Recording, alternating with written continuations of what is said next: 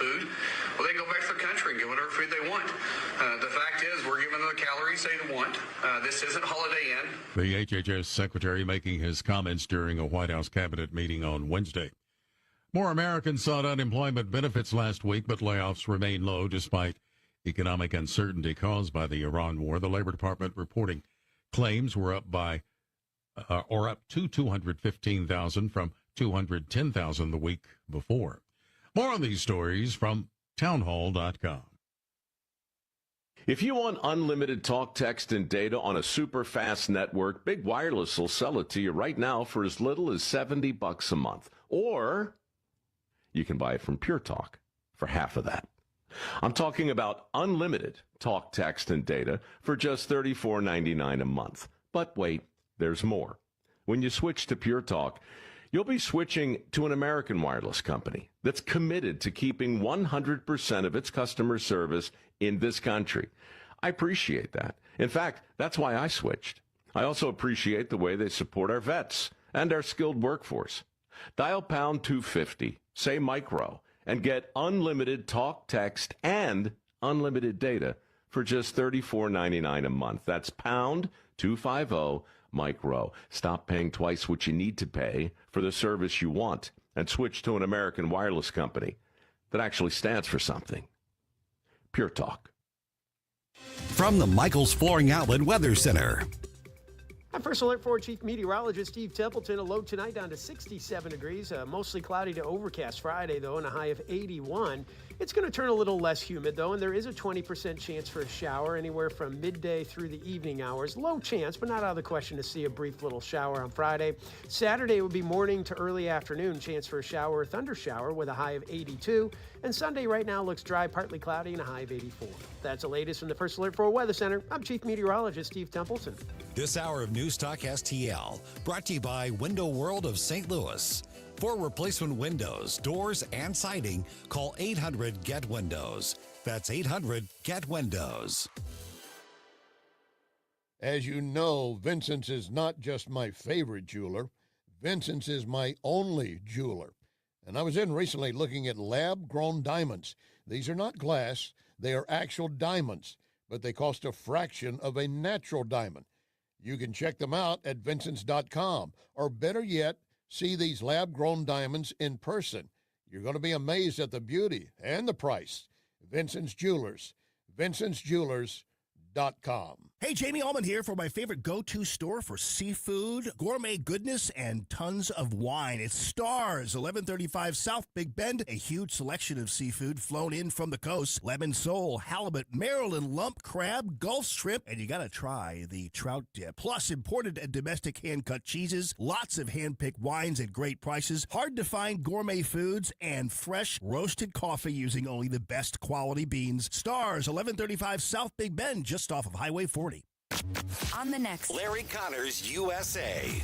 The story behind the story. The house of mysterious death in Peebly, Missouri. Larry Connors, USA. Now, weeknights 6 until 8 on News Talk STL. This hour of Jones and Arps is brought to you by Stifel. Contact your Stifel financial advisor at stifel.com. That's STIFEL.com.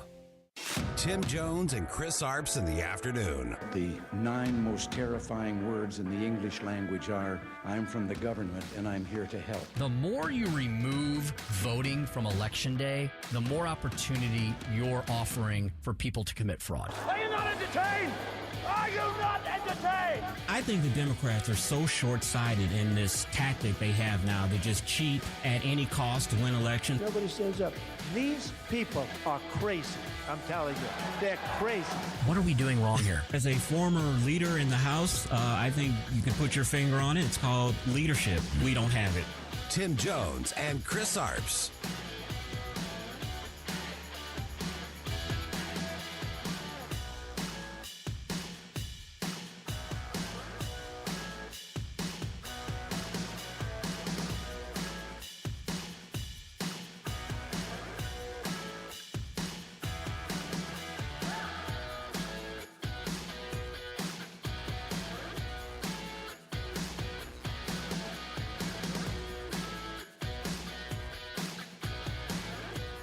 can just confirm on the record that there is a tentative deal that has been agreed for a 60-day extension of the ceasefire and then a continuation of nuclear talks. Again, it's always a mistake to get out ahead of the president, so it is all going to be the president's decision. I think that we can see that the president very clearly stated his three: the open the strait, highly enriched uranium, no nuclear program. Well, you got the Treasury Secretary there weighing in on international matters, but Scott Bessent's pretty much a Renaissance man there, and he could handle the questioning from the media today on the latest developments regarding the potential end of the current hostilities in the Middle East. Chris and I will break all that down with Steve Bucci at 425 today regarding that and so much more. Welcome to the Tim Jones and Chris Arps Show. Chris, how you doing today? I'm doing fantastic, Mr. Jones. How are you? Doing just fine. You know, Chris, I know we're supposed to get right into the red meat and all that and Jeff Allen and blah, blah, blah. But I just have to say, This is one of my favorite weeks of the year because you and I and Joey have our birthdays basically in the same 7 to 8 day period, which means our wonderful den mother, Michelle Rush, who makes treats for every single I can't believe she still does this for us. She's way too accommodating. She makes treats for everybody's birthday at the station, and the station has grown dramatically. So this week we had, Joey and I are on the same day, and we had a holiday. So I was celebrated on Tuesday. Joey is celebrated today. You're going to be early next week, I think. Wednesday, the 3rd. Next week. Yes. Yep, next week. And so we have had... You're forgetting. Don't forget the great Larry Connors. And Larry Connors. His birthday is right after mine on Sunday. And Commander Connors. The four of us. So we're all gaining weight over these last couple weeks. I was a peanut butter chocolate thingamajobber that was absolutely delicious. Joey, I didn't know, Joey, that there was that many varieties of Pop-Tarts. I had lost track. Joey requested Pop-Tarts, and boy, did Michelle deliver. I heard Big Boss Joe Rush the other day trying to make a sandwich with some toasted bread. And we've been in this building 3+ years, and he came out to his beautiful wife, our den mother, Michelle, and he said, "Do we have a toaster?" She said, "No, we've never had a toaster." So that just made me think, I bet Joe would love it if we had a toaster here for my birthday, and then that toaster just lives here for the rest of time. Joey, I do have one request. If you do request Pop-Tarts next year, could you request the cherry Pop-Tarts instead of the strawberry Pop-Tarts? I like those better. Now, I did say, Michelle, go crazy. Anything, any flavor, I don't care. Just stay away from the medicine-flavored ones. And she said, oh, that's Chris's favorite. He loves the medicine-flavored ones.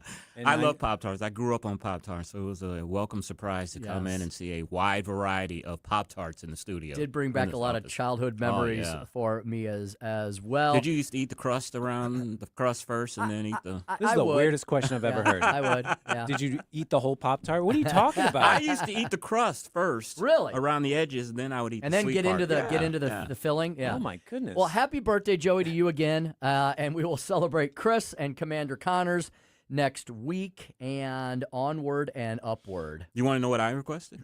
I request the same thing every year. Yeah, what do you... Either a chocolate cake you're with the chocolate icing, you're the chocolate or either cupcakes with chocolate icing. I am a chocolate fiend. Ooh, yeah. My daughter, Abby, had her birthday May 20th, and Chris, we still have these are so big.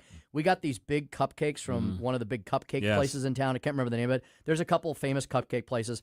These things are huge. You would love them because one of them was chocolate on chocolate. Yeah, chocolate on chocolate. Was it from Jilly's over in East City? That might have been it. Yes. That might have been it. Those things, man, they're a meal in themselves. They've got like a ton of icing on them. They put sprinkles and all these different things on them. Yes, they do. Very good. Well, I'm looking forward to your chocolate surprise next week. And I don't know, what is Larry's favorite delicacy? Do you have any idea? I don't remember. Cigars and gambling. we may get like a bucket of whiskey. Exactly. Yeah, a bucket of whiskey next week, indeed. Well, happy birthday to all of us. For any of you celebrating birthdays, happy birthday to you. And thanks for joining us here on Thursday. Man, Thursday already here in the short holiday week where we are cramming 5 days of material and assignments and duties into 4. Hope you're surviving as well. Steve Bucci, as we mentioned, at 4:25. Hey, what's up at 4:45 with Chris's Corner? Yes, today? The title of today's Chris's Corner is Crime, Chaos, and the Collapse of Common Sense. This is a story, Tim, that you and everyone listening is going to just be shaking their heads, scratching their heads. The liberals, I always say that old saying by Michael Savage, liberalism is a mental disorder, Well, this story proves that liberalism is a mental disorder. I've been thinking that a lot this week because for whatever reason it must be the algorithm because I researched a couple of his quotes. James Tallarico keeps popping up on my Twitter X feed. And that lunatic has said one insane thing after. He's bonkers, man. I mean, and he's really obsessed with trans kids. Yeah. I mean, he on and on and on about trans kids. I'm like, this dude's a weirdo. So I don't know how any Texan can vote for him, but anyway, that's just me. You know, speaking of trans, you saw that note that was sent out to our text string yesterday about Massachusetts is having a trans period day for those trans that feel that they need the right to celebrate their menstrual cycle, which they don't have any. And they'll actually be giving out free feminine napkins at this thing for trans women. Will Governor Tim Walz be there? Who knows? Tampon Timmy. Who knows? But I get so confused. I guess because my mind works. I was taught actual biology in high school and college. So when they start talking about men who menstruate or women who do this and the trans, I get so confused because, Chris, to me, and maybe I'm an old fuddy-duddy, middle-aged guy, it all becomes a bunch of gobbledygook because it doesn't translate in my mind because it's all made up. Tim, does this translate for you? Listen to this. This is the Trans Period Pride. That's the name of the event. Trans Period Pride. It says, join Mass Now and the Massachusetts Trans Political Coalition for a consciousness-raising discussion of menstrual equity and the experiences of trans menstruators. I don't know what that means. I'm very confused. And you know what I immediately thought of? We're screwed if we don't stop this. Because what do you think the Russians and the Chinese are thinking when they see, because they see this stuff. They must be thinking themselves, well, we'll be taking over them pretty soon because these are the things that the United States of America is worried about these days. And then, Tim, all those who are attending this event, it is a catered dinner. I'm going to vomit. And each attendee gets free period underwear provided to all attendees. Stop. Oh, man. I can't. Yeah. I just can't. What is a man going to do with? I mean, they should be like urging these people to get prostate exams, not talking about their make-believe menstrual cycles. Their mamas need to take them out back and slap them silly. Yeah. You know, I'm just saying. I mean, what happened to these people? I don't know. Where did they go wrong? Reminds me of that time when I went to the University of Michigan. I went to the men's restroom, and there were feminine hygiene products in the men's restroom. And I was asked the security guard, why are there these in the men's restroom? And all he said to me was, welcome to a college campus, sir. That's exactly what he said to me with a straight face. Welcome to a college campus, sir. I'm I think a few years ago we kind of tiptoed around this a little bit. We didn't want to offend anybody. I'm done with it. I think we have to go on the offense. This is not right. It's wrong. They need to stop doing this to kids. This needs to be a fad that gets dead and buried because it's real. And it's also stupid for us as a nation to be so focused on this. When there's wars going on in the world, there's crises, there's famine, there's sickness, there's all sorts of geopolitical tensions, and we're worried about, Massachusetts is worried about, what'd you call it, Trans what day? It is Trans Period Pride. Trans Period Pride Day. Yeah. That's what Massachusetts is worried about. Instead of all the things I just... Trans Period Pride. You know, we've talked many times about all the people that are fleeing Massachusetts for low tax states. Maybe this is another reason why they're fleeing, because the inmates have taken over the asylum, basically. Yeah. They don't put up with that in DeSantis land, otherwise known as Florida. They sure don't at all. Well, sorry, but I'm going to continue the insanity today with the Speaker's stump speech. I have the worst media misses over the last couple weeks. Yes, that could be a 2-hour show in and of itself, but I have some of the, well, they're not highlights, the lowlights of some of the insane things that some of the media have said. I'm sure most of you have probably not seen these things because you don't watch shows like The View or whatever's going on MS Now these days. But we do these things. We read these things. We watch these things so you don't have to, just to show you how far gone the lunatic left is. At 5:25, frequent friend of the show, supporter of the station, Representative Dr. George Hruza. George Hruza will join us. Haven't had him on in a while. Legislative wrap-up event coming June 4th next week at the Lodge of DePere. George is one of the panelists there, so he'll talk to us about some of the he'll give us a little preview of what he's going to discuss in that legislative issue, and we'll talk about all of the 2026 ballot questions that the governor ascertained over the last week as to where those would be. Got some big ones coming up August 4th, got some big ones coming up in November, and Chris, great reminder, we're going to be on vacation, family vacation, the week of the primary, so we're all going to vote early or absentee or whatever you do these days. And it's a great reminder that everybody has a very busy summer plan. Do not forget about the August 4th primary. Very important decisions will be made on that day, and you better make sure your voice is heard as well. We'll remind you as we get closer. So Dr. George will cover all of that stuff with us and more at 5:25. And how about what's coming up at 5:45? Tim, a new denomination of U.S. currency may be on the way, and I'll give you all of the information on that. Does it have Donald Trump's face? It'll be a $250 bill. Okay, I better not spoil it. You almost spoiled it. I will not ask any more questions. Hey, speaking of trans, this has been in my story for a while. Did you hear the story about the Texas Children's Hospital must create the country's first detransition clinic under settlement with now Republican nominee Ken Paxton? Now we're talking. The hospital create a detransition clinic. They have to fire 5 physicians and pay the state $10 million under a settlement. The clinic will focus on providing medical care to patients who had undergone gender-affirming health care and work toward reversing its effects. That's good news. It's very good news indeed. And if you want to get somebody fired up about the whole trans industry, talk to a center-right doctor, like a Dr. Tolber, especially a Dr. Bob Onder. And they know the medicine, right? Because they had to study biology for most of their careers. They know the science. They know the chemistry. They know how the body reacts or does not react to things. They get incensed when they hear about this because they're like, you literally have people who are not doctors, who are not medical professionals, literally trying to play God and treating children like little Mr. Potato Heads or pincushions. And you know the famous saying in politics is follow the money, and we've talked about this many times. The transition industry is scheduled to be a $10 billion industry by the end of this decade. So it's a money grab more than anything. These doctors who have no ethics are making a ton of money transitioning these kids who have mental issues more than physical issues. Look, I don't begrudge anybody who wants to make a buck, but when you talk about something as horrific as that, how do you sleep at night? Yeah. You're cashing in on other people's mental distress and suffering. And we've had so many stories that they're not anecdotal anymore.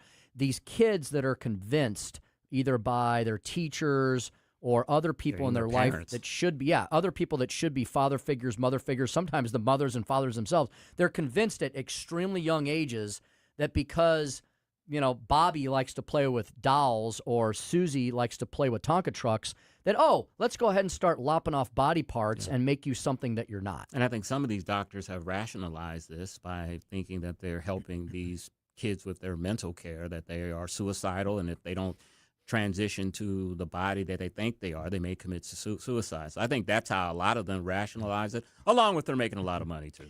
Indeed. That reminded me of the abortion industry as well, another industry that makes multi-billions of dollars off of other people's suffering, pain, and loss. And Chris, it was a great event last night. I want to thank Curtis Carell and Carell Roofing. Chris, there's not a lot of business owners that would have the courage to have a pro-life event at their property with a bunch of public officials. There were protesters. Oh, I'm shocked. Yeah, and I walked in. I said, Curtis, you put on a heck of an event. You got protesters outside. And he said he was very proud. He was beaming. If we had more people like him and Rick Pogue and all of our advertisers, Royal Banks, who you're going to hear from in a minute later today on a little live read Chris has got coming up. These are people that believe in what we do. We believe in what they do. And the fact that they are willing to open their doors and advocate for life. Yeah. It was a packed house. The governor was there. Senator Schnelting was there. Bob Onder was there. Bill Eigel was there. I was very proud of Bill and Mike Keogh being in the same room together. They shook hands. They were nice. And everybody was there for one cause, and that's to protect and promote life. And I asked Curtis, I said, what did you think about doing this? Did you have any reservations? He goes, no, because it's the right thing to do. And these businesses are courageous that are strong enough to do this, because we know what happens with the left. They'll end up writing bad reviews for your business, end up doxing you and having people coming to your house, protesting. So I applaud any business that gets out on a limb like that and takes on a very important social issue. Yep, that'll be for Amendment 3. That'll be in November. So we'll remind you of that as it gets closer. But Amendment 3, the new good Amendment 3, new improved Amendment 3, that was what that event was for. There'll be many more of those over the next few months. I bet you we as a station will be involved in many of those. Oh, yeah, most definitely. A couple big events next week. We've got the St. Charles County Executive Debate on Tuesday. We'll have a live broadcast. Jamie Allman will be moderating the debate itself. There are no tickets. It just show up. Show up at Lindenwood Schneider Center. Program begins at 6:30 p.m. 6:30 p.m. That'll be Tuesday. And then Chris and I were honored to be asked to help reopen the Republican Central Committee of St. Louis County's GOP headquarters down there at Gravois Bluffs. Yep, they're coming back. They're having a big open house. Chris and I will be there with producer Joey V. Next Wednesday, 4 to 6 p.m. And then there will be light refreshments to follow. That's going to be a great event. Always have a fun time at the GOP headquarters. Come on out and have a good time. It will be indeed. All right, 4:22 in the p.m. We have a ton of questions for Steve Bucci. We want to know, are we heading towards peace in the Middle East, or is the war going to rage on? Poll came out the other day showing that the Russian people are sick and tired of the Russia-Ukraine war. Does that mean anything, or is it whatever Putin decides? Steve Bucci will answer all those questions and more when Chris and I return here on the Tim Jones and Chris Arps Show, 101.9, 94.1 News Talk STL.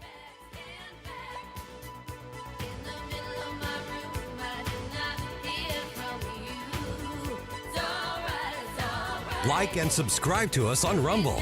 News Talk STL. From the Michaels Flooring Outlet Weather Center. I'm First Alert 4 Chief Meteorologist Steve Templeton. A low tonight down to 67 degrees. Mostly cloudy to overcast Friday, though, and a high of 81. It's going to turn a little less humid, though, and there is a 20% chance for a shower anywhere from midday through the evening hours. Low chance, but not out of the question to see a brief little shower on Friday. Saturday would be morning to early afternoon. Chance for a shower or thunder shower with a high of 82. And Sunday right now looks dry, partly cloudy, and a high of 84. That's the latest from the First Alert 4 Weather Center. I'm Chief Meteorologist Steve Templeton. Hungry at midnight? Craving a home-cooked breakfast at noon? At Gingham's Homestyle Restaurant, we've got ya 24 hours a day. For 35 years, folks have been coming back for our famous fried chicken, bone-in catfish, country fried steak, slow-cooked pot roast, scratch-made pancakes, or a slice of homemade pie. Daily specials and a loyalty rewards program that actually pays off. There's always a reason to come back to Gingham's Restaurant in St. Charles. Skip the wait. Join our wait list on Yelp or at ginghamsrestaurant.com. Hey, Columbo here for Rockwood Charcoal. Rockwood is made from 100% pure Missouri oak and hickory, so you're cooking with the best and supporting local industry and a local business all at once. There's over 100 area Rockwood retailers. Find yours at rockwoodcharcoal.com. Hey, it's Susie Moore. If new flooring makes you think hassle, think again, because Michaels Flooring is changing the game. For over 30 years, Michaels has been locally owned and trusted for quality, variety, and amazing service. Whether it's carpet, hardwood, laminate, luxury vinyl, or ceramic tile, their expert team makes installing new floors exciting, not stressful. That's why customers keep coming back. Visit Michaels Flooring at St. Peter's, Starting Prairie, Creve Coeur, or online at igotfloored.com. That's igotfloored.com. I'm Dr. TJ, owner of the Institute of Natural Health, co-owner of Optimal Nutraceuticals, and the host of Wellness One. Wellness One is designed to cut through the nonsense and provide you common-sense science-based information regarding health and wellness. On the show, we discuss topics like thyroid health, gut health, hormone optimization, and many others. Our show airs Saturdays at 10 a.m. and 2 p.m. and Sundays at 11 a.m. and 3 p.m. right here on Newstalk STL. And you can visit us at inhstl.com. That's inhstl.com.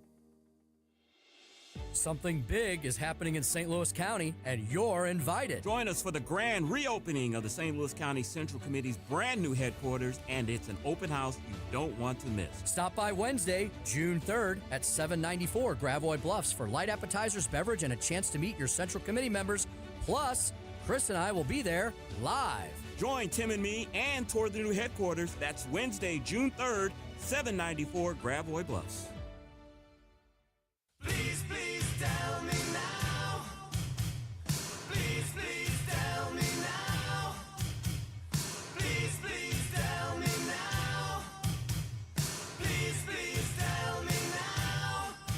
Tim Jones and Chris Arps, driving the leftist crazy all afternoon.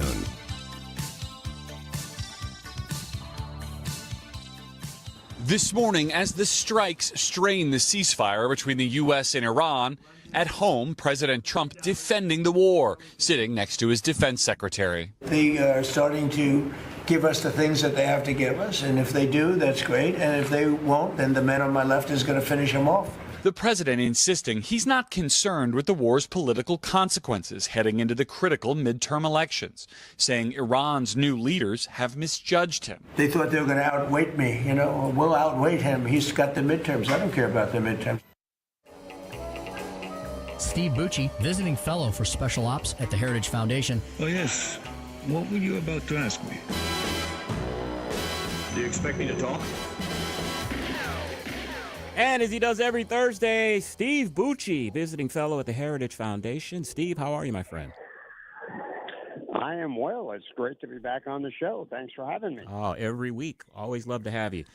Steve, of course, apparently there is a memorandum of understanding for a 60-day agreement to cease hostilities. I know you don't do politics. You're our military foreign affairs guy. But I've been saying this for the past 6 to 8 weeks, that I am afraid that Iran is playing a rope-a-dope and is trying to recreate the same strategy that destroyed Jimmy Carter's presidency back in '79. Your thoughts, sir? I agree 100%, and I would say also totally tainted the presidencies of both Barack Obama and Joe Biden. They had a lot of other things that did that, too, in that case. So did Jimmy Carter. But I agree. I think the president has given the Iranians way too much time, way too much opportunity to do mischief, to lie, to dissemble. I think he should have shut it down and gone back to kinetic a while ago. I'm glad to see we're at least starting to hit salient targets right now again. And I think that needs to continue, particularly since we now have lots of evidence of the degree to which the Iranian people were rising up against the regime there now that the Internet has been reestablished. We need to take advantage of that and support that. And that they want us to hit the targets and not just talk to these guys. So hopefully the president runs out of patience like now and goes back to kinetic to finish this thing off. Yeah, Steve, I was going to ask you about the whys of that. The minute that the president fired the first shot, all of his critics were given their rhetorical ammunition, right? And so stopping or pausing really only seems to put the administration in a more difficult position versus just, as you said, finishing the job. Do you think that they thought along the way that there was were they giving the Iranian leadership, whatever the heck that is these days, more benefit of the doubt than they should have? And now we really just need, whatever the military mission was, it needs to be completed at this point. That's my point of view. I know. President Trump is sensitive to people saying, you're being a warmonger, you're doing all this crazy stuff. When he's not doing anything crazy, he's doing what's very, very reasonable in stopping the Iranian regime from getting a nuclear weapon. We found out that they made a lot more progress on their missile technology than we even thought, or at least I knew about. I hope somebody in our government knew about it. And there's continued support of the proxies. And then in the middle of it, they came up with this wacky idea that they somehow own the Straits of Hormuz. And they're trying to make, lemonade out of the lemons that President Trump initially handed them by doing the same long-term, oh, yeah, we want to talk, we'll come to an agreement, but we can't do these things. Well, those are exactly the things that President Trump has made as the four key demands against them.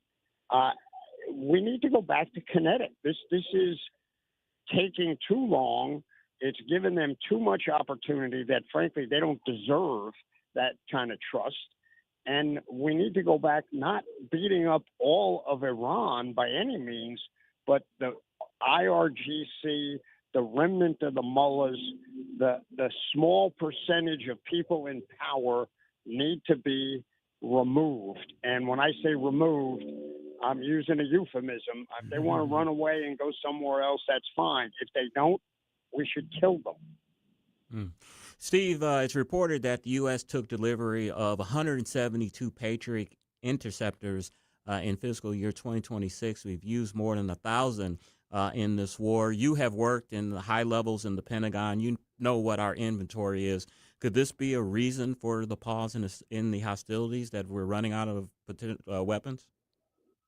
No, absolutely not. That is a total red herring. We do need to keep track. We're not just shooting them in the air, not aiming at anything. We're using them effectively. We have enough. We have enough of those Patriot missile ammo to defend Europe, to defend the Middle East, and to defend our homeland and other places we deploy. We are not running out of those at this point. Should we up the production of them? Absolutely. But we were saying that long before we went to war. So, no, people that are saying that, don't buy it, guys. That is not, some restriction on our ability to fight this war. Frankly, we're not using that many of them now. They're not shooting that many missiles at us as they were at the beginning. We have more than enough ammo to meet all of our needs as long as we get with the people and get them to continue to build. If you just stopped cold right now, that wouldn't work. Speaking to Steve Bucci of the Heritage Foundation, Steve, and I think what some critics of the efforts in the Middle East are completely turning a blind eye to is the fact that the radicals have declared war not just in that area, but all across the planet, including here in the United States. Steve, we just saw another headline today regarding such actions where 3 people have been wounded in a Swiss train station by a bladed weapon. So, yeah, other things besides guns do actually hurt and kill people. And these attackers shouted the phrase, Allahu Akbar, during the attack. So, Steve, the jihad is no longer limited to some place way far over there amongst a small band of lunatic terrorists, is it? No, absolutely not. I mean, it hasn't for a long time. We fought the global war on terror for 2 decades. And, anybody who is truthful will tell you we clearly didn't get everybody. Mm-hmm. And, as these guys continue to radicalize people online in other countries and encourage them to take supportive action for their radical agenda, they're going to pop up. They're not going to go away. That's why we have to stay vigilant. We have to work together with our other allies, even the ones who say stupid things. We can't just cut them loose. We've got to stay connected with them and working together with them from an intelligence standpoint to continue to stop these folks before they can do lots and lots of damage. It's sad that this knife attack occurred, but that's not a strategic strike. That's not blowing up or using chemical weapons to kill hundreds or thousands of people simultaneously. So, if we could keep it to things like this, then we keep it at the police level, and we can deal with it. But we can't just think it's gone away and this is not an issue. It's like the nukes being built or sought by Iran. The people on the left in the United States and in Europe say, well, this is not a big deal. Mm-hmm. They didn't really have anything. Well, I'll tell you what, if you wait until they do, it's not going to be an issue for debate. It's going to be an action by that regime if we don't stop them. So we've got to continue to fight this fight and fight it hard. Steve, a week or two ago, U.S. and Nigerian forces killed ISIS's global second in command. How much of a threat is ISIS still? They're out there. They're mostly broken down by their affiliates. So even though they have, their global organization, even those guys are spread out and are working with the affiliates and local levels. That group is in Nigeria. They have a little reach into other parts of northern Africa, but they're not really a global capability. But remember, those are also the people who are sitting there on their computers going to these radical websites and dark web places to radicalize folks to cause problems elsewhere. So ISIS is definitely still a factor in the same way Al-Qaeda is still a factor. Anybody who thinks they're not is crazy. Even if there's only a handful of them, they can still do a lot of mischief. And that's why our intelligence, our police, and our military all have to stay vigilant and stay engaged in this fight. Yeah, Steve, I had the same question as Chris. I saw that the other day as well. And so the other question I have about this is, how many of these groups are out there, if we even know? Where do they come from? And are they all funded by Iran? Do they all kind of want their own identity, their own club, their own, terroristic club, and then they get a connection to someone in Iran, and that's where is that where most of the funding comes from that makes these little cells into actual named groups, and then they become the new, terrorist jihadis du jour? Not entirely. Al Qaeda and ISIS are radical Sunni groups. So they are, even though the Iranians help Hamas, which is nominally a Sunni group, Al Qaeda and ISIS have not really had a big connection to Iran because they have very different theologies, and they both think the other guys are apostates from true Islam.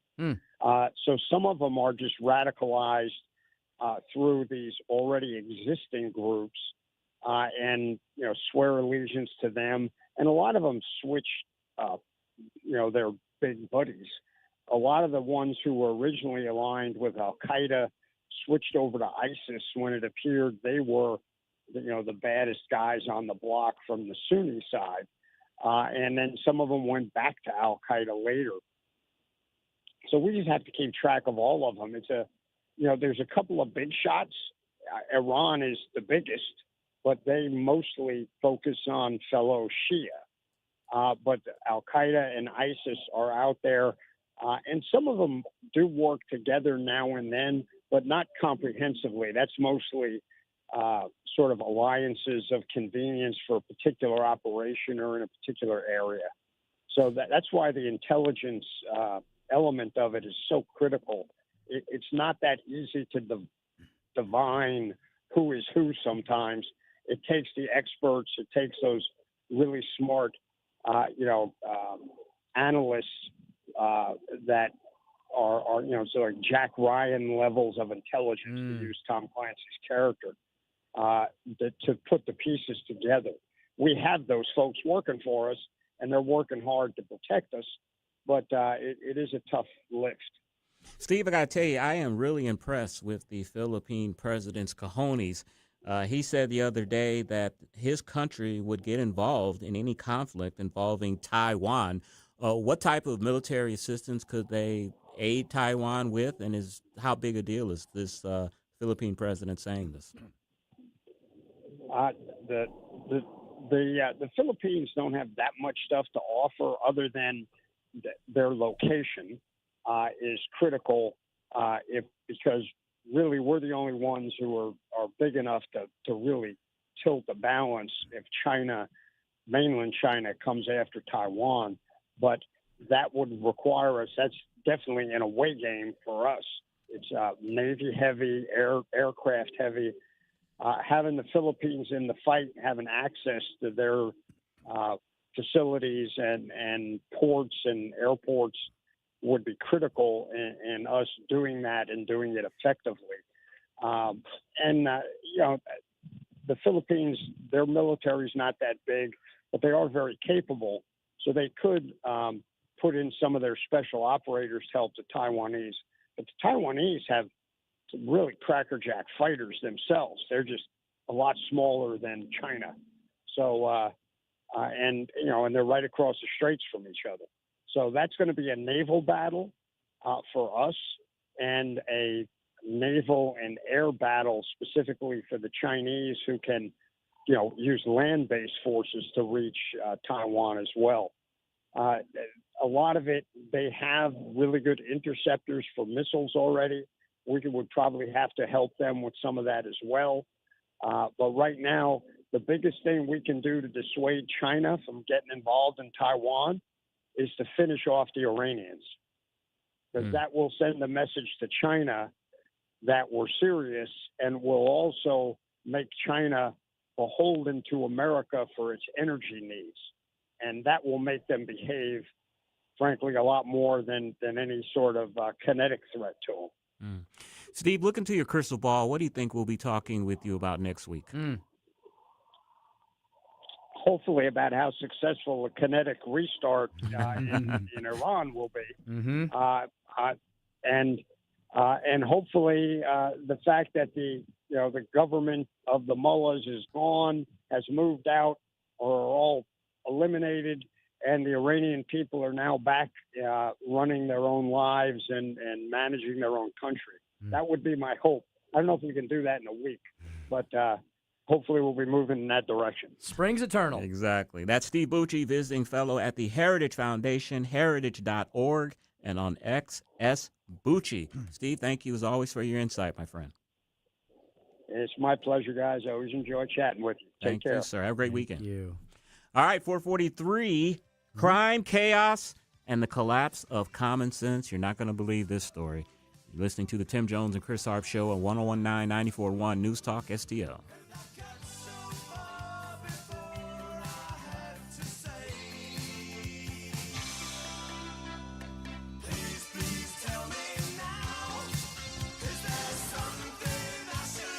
Watch us on our live stream using Rumble, Facebook, and Twitter.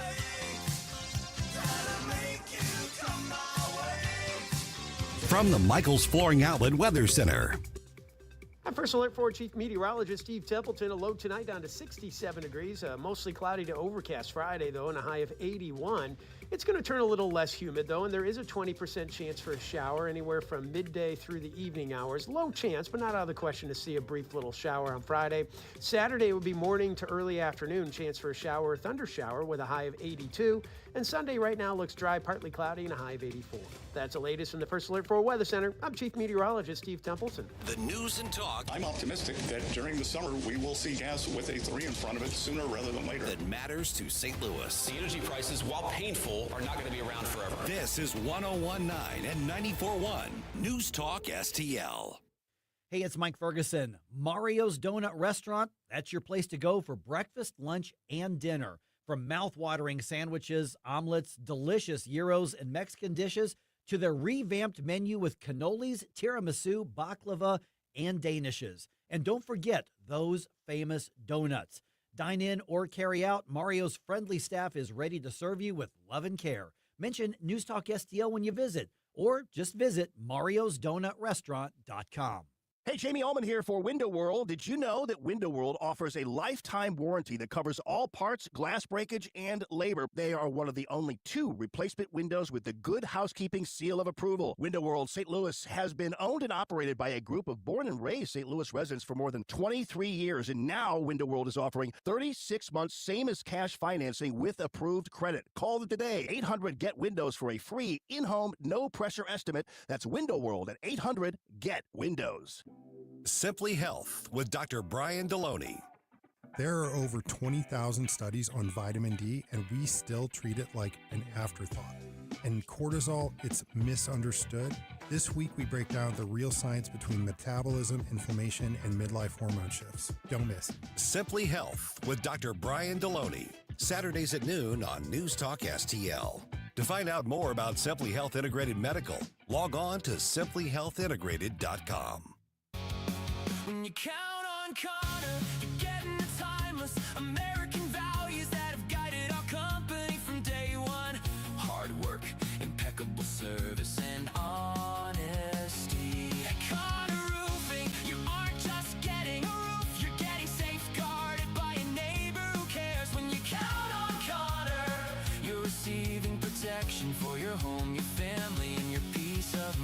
Visit ConnorRoofing.com. Rhino Shield is engineered to outlast paint, formulated to outsmart the elements. Rain or shine, sleet or snow, mold or mildew. Our home exterior coatings intelligently designed to stand up to Mother Nature. Call 877-25-RHINO or 877-25rhino.com.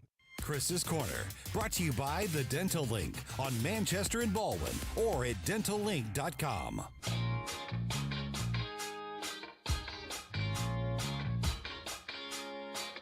Tim Jones and Chris Arps in the afternoon.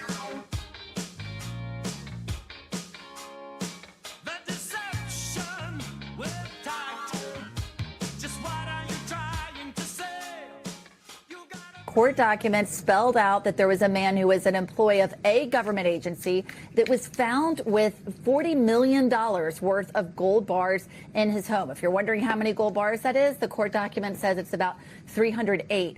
That man was not just an employee of any agency. He was a high-level official with top-secret clearance in the CIA, and that he not only lied about what he was doing with this money, but that allegedly he also lied about his background, said that he graduated from a college he did not attend, that he went to a graduate school he did not attend, and that he had a pilot's license that the FAA said he did not have. So he was arrested last week. Chris.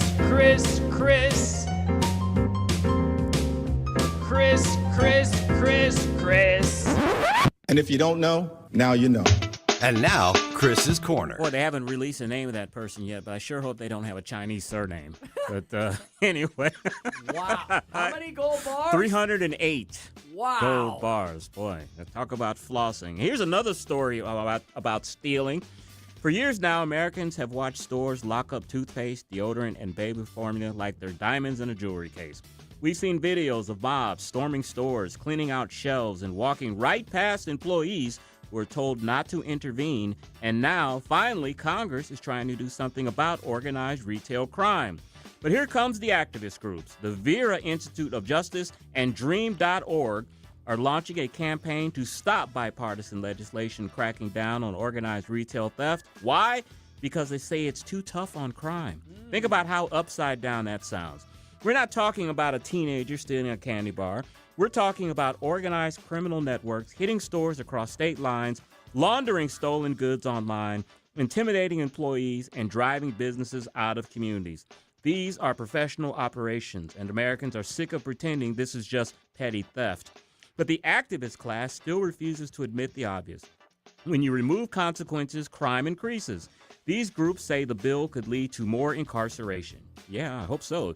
You know what else leads to suffering? Elderly people afraid to shop, workers terrified during smash and grab robberies, small businesses closing because theft wipes out their margins, entire neighborhoods losing stores because corporations decide it's no longer worth the risk. That's the part the soft on crime crowd never talks about. Notice something else here. This bill is bipartisan. Republicans and Democrats support it because retail crime has become impossible to ignore. But even modest efforts to restore law and order are now treated like a moral evil by activist organizations whose ideology always seems to side the criminals over victims. And listen carefully to this argument they're making. They don't want DHS or ICE involved because they, quote, can't be trusted. Translation, they're more worried about immigration enforcement than organized theft rings operating across America. That tells you everything. The left spent years demonizing police, lowering penalties, emptying jails, and redefining crime as a social justice issue. The result? Retail theft exploded, business fled cities, and ordinary Americans paid the price through higher prices, locked shelves, and unsafe communities. Now, they want more crime prevention programs and fewer consequences. America already tried that experiment. Real compassion is protecting law-abiding citizens. Real justice is defending the cashier, the customer, and the store owner, not making excuses for organized criminals. This shouldn't even be controversial. If you steal, traffic stolen goods, and terrorize businesses, there should be consequences. Because when government stops protecting the civilized order, society starts sliding toward chaos, and Americans are tired of the chaos. That is Chris's Corner. Yeah, I noticed. It was just crazy to me, razor blades are locked up. Okay, they're kind of expensive, but I knew this was out of control when laundry detergent was locked up. Yes. I was like, laundry detergent? Seriously? Stores now have entire areas cordoned off where I guess they put their not high-priced goods, but goods that tend to walk out of the store. And I was at a Walmart. I told the story a few months ago. I was at a Walmart in West Des Moines, Iowa. Chris, it's even gotten that bad in West Des Moines, Iowa. There's an entire section of the store that's cordoned off with its own cash register with items that I guess are known to be stolen. I don't steal things, so I'm not in the industry. Right. But I walked in and I'm like, I guess these are like smaller items that are kind of more expensive. So that's what happens. And you know what happens after a while? The stores will finally give up and they'll close. They'll close and they will leave. And this is a shame because we need stores like this in all parts of America, urban and suburban. And Chris, you remember, we're not that old. Not that long ago, there used to be a ton of law and order Democrats. Law and order Democrats. They're almost all gone. That's the reason why Schnucks Markets has left the inner city, because of theft. And I remember when they closed their last store, which was down there on Grand by the water tower, all of the activists came out and was blaming Schnucks for leaving the neighborhood and how dare you do this. And it's like, look, Schnucks is not a charity. They're there to make money. They're in business to make a profit. They can't make a profit when people are stealing from the shelves. But they were blaming them, saying that they were, just this rich company, these rich people that don't care about poor black people. So that's why they're leaving. We've tried communism and socialism in this country in many different ways. Many societies. Hey, let's just Panera tried this for a while. Remember they were like, you can pay whatever you want. I remember they had one of those in Clayton. That lasted didn't last very long. 5 minutes. I remember that. Because we live in a barter society. You give me something, I give you something. And if you don't charge proper value, people will take advantage of that. Even if they're not stealing, they'll say, "Oh, you mean I can have lunch for $1, even though it cost you $15 to make that?" Well, you said I can do what I want, so I'll give you $1. It has to be based around some sort of free market capitalism. And back to your law and order issue, I used to work at a law firm. I was a partner at a law firm, and one of my partners, who was a huge fan of me being in public service, big time Democrat. He was he's retired now, but he was mainly retired. He still practiced a little bit. He was best friends with Buzz Westfall, one of the last great St. Louis County Democrats, big law and order guy. Former prosecuting attorney. Yep, former prosecuting attorney. And my former senior partner, Jess, he was one of the county municipal judges, and he had a nickname. It was in jest. He was like, he's the hanging judge, meaning he gave out tough sentences. Big time Democrat. This guy Jess is a big time Harry Truman, JFK Democrat, law and order Democrat. For whatever reason, the Democratic Party has decided they're not in favor of law and order anymore. No, it's for compassion, and they're all about social justice now. And if people are stealing or committing crimes, it's because of their environment, not because of their actions and because they're just immoral people. And that's where today's Democratic Party is. They want to be a big social party instead of being a law and order party. And that's why they've lost so many of rural America, and that's why they've lost a lot of middle-of-the-road America, because they're no longer for law and order. They're for the underclass basically being able to do whatever they want. And that may be helpful to them temporarily for their political situation. It may be fun for them or helpful for them, their base. Eventually, though, it's going to crash and fail, because eventually you're going to look around and you go, we don't have any grocery stores in the city anymore. I don't have any Walgreens anymore. I can't buy anything. And then they turn to the politicians and they go, you said that if we did this, everything would be great. And now everything's an absolute failure. So eventually the public policy and the more apt, the culture upstream, the reality starts to bite. And so I just hope they can turn that mess around. Well, if the latest Emerson College poll says anything, Tim, about the direction that the Democrats are going, I don't see it. It's the wrong improving. way. Listen to this poll. According to this Emerson College poll, Pete Buttigieg is leading the Democratic field, followed by California Governor Gavin Newsom. Pete Buttigieg is who the Democrats want as their next nominee. It's early, but still, he shouldn't even be nowhere near the top. Where's crazy Queen Kamala and all that? Is she third or fourth? Or? She's not even, I think she's third or fourth, but... wow. Pete Buttigieg? Pete Buttigieg. How has he impressed anyone? I don't know. He almost destroyed the transportation system when he was running it. Well, remember he was breastfeeding. Was he breastfeeding when him and his No, husband had? Chest feeding. Chest feed, yeah, chest feeding. Better watch it, you get canceled. Exactly. Chest feeding. Exactly. Yes. And another big story that happened, Tim, we talked about it during the break. Some crazy person or some Democratic activist, I think we can make that assumption, did a swatting incident with Amy Coney Barrett, the Supreme Court justice. Can you imagine how terrifying that is to have SWAT show up at your home, thinking that you're under some type of distress? And they do that type of thing, I think, to terrorize people, of course. But I think they're hoping that somebody has an itchy trigger finger or somebody within that home makes a wrong move and gets shot and killed, and they'd be happy about that. And you know what's really horrific? She has a ton of I don't know if they're that little anymore, but she has a ton of children, and they're not all grown adults. Yeah. And so these people are really playing with fire, and they're going to get someone hurt and killed. And it makes you wonder, how in the world is somebody finding out where a Supreme Court justice lives? I know public documents, but that's kind of scary. It is indeed. All right, we've got the Speaker's Stump Speech at 5:06. Yes, a multitude of massive media misses over the last 2 weeks. And then we'll get a legislative update from Dr. George Hruza. He's a state rep from the 89th District. He'll be in studio with us at 5:23. You are listening to the Tim Jones and Chris Arps Show on 101.9 94.1 News Talk STL.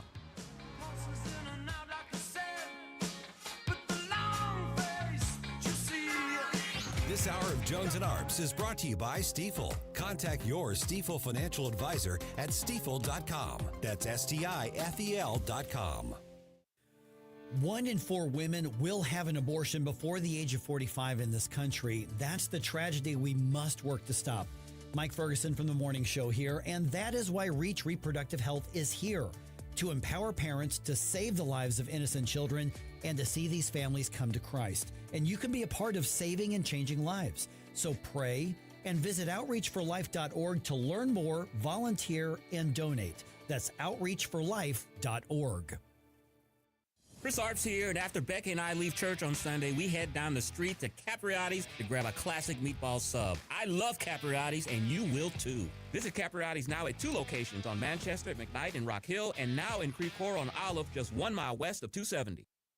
Hey there, Chris Cooper here, your financial friend with Serenity Wealth Management, joining us this Sunday right here on News Talk STL for the Serenity Wealth Now show. We've got my friend Joel Hauser. We're going to come in, spend some time talking about protection strategies to protect your income, to protect your assets, and more importantly, the lifestyle you deserve. So tune in right here Sunday morning, 9 a.m. for the Serenity Wealth show, airing right here on News Talk STL or on your Serenity Wealth Now social media outlets. We'll see you then. Investment advice offered through Fortis Capital Advisors, LLC. 1949, the last time a Republican held the top post in St. Louis City. A gallon of milk was 84 cents, and streetcars ran down Grand Avenue. Unfortunately, St. Louis City streets are no longer the epicenter of family and business life. In the 80 years of Democrat control, our city has been on a steady decline. Hello, Kirk Ilsinger, chairman of the Republican Party for the city of St. Louis, and we believe it is our duty to provide a different path forward. I invite you to our meetings the first Thursday of every month. Learn more at stl-gop.com. Paid for by St. Louis City Republican PAC. Curtis Farber, Treasurer. KLGY HD3 Clayton, K270BW Bellefonte, KNBS Bowling Green. This is News Talk STL at 101.9 94.1 and always streaming at newstalkstl.com. News this hour from Town Hall. I'm John Scott. Tension still high in the Middle East. That's even after word that a deal with the U.S. may have been reached, something Iran did not immediately confirm. As ceasefire talks between the U.S. and Iran drag on, the truce has come under another test. The U.S. has carried out a series of strikes on Iranian targets this week, most recently on Wednesday night. It says these strikes are in response to Iranian threats. In the latest incident, Kuwait says it was attacked by Iranian missiles and drones. Iran confirms that it launched a fresh attack in the region. It says this is in response to American aggression. Now, these clashes have not caused the ceasefire to collapse, but they have left the Middle East on edge. Correspondent Joe Fetterman. And on another battlefront, Ukrainian President Volodymyr Zelensky sends a request to the U.S. for more Patriot missiles. We hear from correspondent Karen Chamas. Ukrainian President Volodymyr Zelensky has said he has pushed the U.S. to send Ukraine more Patriot air defense missiles to counter Russian attacks. In a video address, he said he sent a letter to President Donald Trump and Congress earlier this week, but hasn't received a reply. Zelensky also said Thursday during a visit to Sweden that Ukraine has plans to buy 20 Gripen fighter jets and receive 16 older models as a donation. Ukrainian drones are also playing a crucial role in limiting Russian advances by targeting supply routes and frontline positions. I'm Karen Chamas. The legal battle is growing over cooperation with federal immigration enforcement. The Trump administration is suing 4 Democrat-led states over policies blocking undercover license plates for federal immigration agents. The Department of Justice says the restrictions are interfering with immigration enforcement and putting federal agents at greater risk. More on these stories from townhall.com. If you want unlimited talk, text, and data on a super fast network, Big Wireless will sell it to you right now for as little as $70 a month. Or you can buy it from Pure Talk for half of that. I'm talking about unlimited talk, text, and data for just $34.99 a month. But wait, there's more. When you switch to Pure Talk, you'll be switching to an American wireless company that's committed to keeping 100% of its customer service in this country. I appreciate that. In fact, that's why I switched. I also appreciate the way they support our vets and our skilled workforce. Dial pound 250, say micro, and get unlimited talk, text, and unlimited data for just $34.99 a month. That's pound 250 micro. Stop paying twice what you need to pay for the service you want and switch to an American wireless company that actually stands for something. Pure Talk. From the Michaels Flooring Outlet Weather Center. I'm First Alert 4 Chief Meteorologist Steve Templeton. A low tonight down to 67 degrees. Mostly cloudy to overcast Friday, though, and a high of 81. It's going to turn a little less humid, though, and there is a 20% chance for a shower anywhere from midday through the evening hours. Low chance, but not out of the question to see a brief little shower on Friday.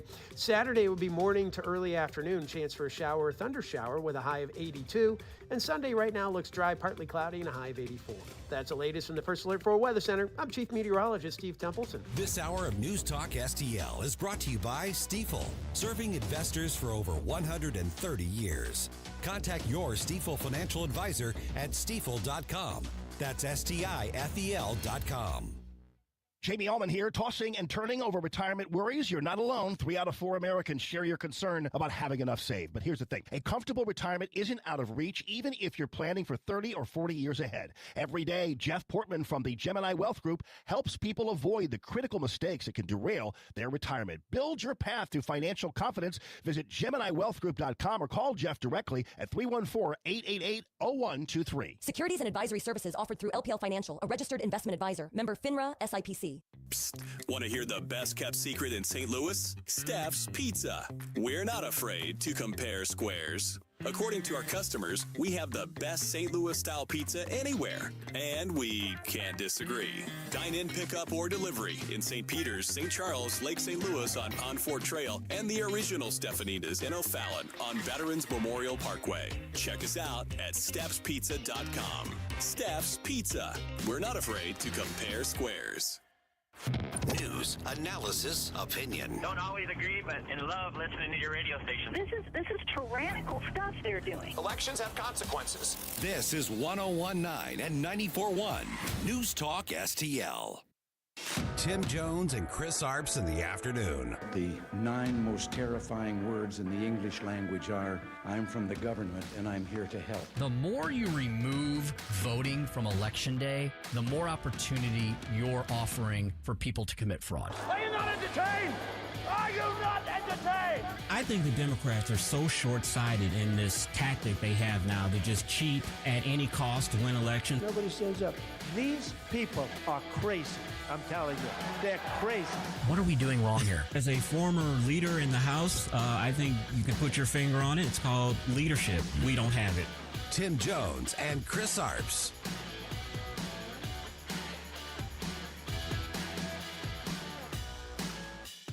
In a new interview with Rita Braver on CBS Sunday Morning, former First Lady Jill Biden revealed what was going through her mind as she watched this. Look, if we finally beat Medicare. What happened? I don't know what happened. I mean, as I watched it, I thought, oh my God, he's having a stroke. And it scared me to death. But shortly after the debate, she had a very different reaction. Joe, you did such a great job. You answered every question. You knew all the facts. No, that was not a report from the Babylon Bee or the Onion. That is called, allegedly, legitimate journalism in today's world. Yeah, I want to say, Joe's out of office. You can stop gaslighting us now. You can stop pretending. Yeah, we all know that Joe was not all there, that he's suffering from something, but he should not have been in the presidency. Here's a quote from her memoir, Tim. She said, "Oh, God, will people watching assume this is how he is all the time?" Yes. Yeah. And that is going to lead perfectly into some speech in a minute about the worst media misses. But, Chris, that had to be – I love how now apparently on the anniversary of this debate, which was in June, right, 2 years ago, yeah. I love how we're going to remind everyone how bad it was. I think it's great because people need to be reminded. Okay, so wait a minute, Jill. So you really thought he was having a stroke and you left him up there on the stage? If I thought somebody was having a stroke, I'd be like, okay, stop. He's going down. I mean, yeah, I forgot how bad it was.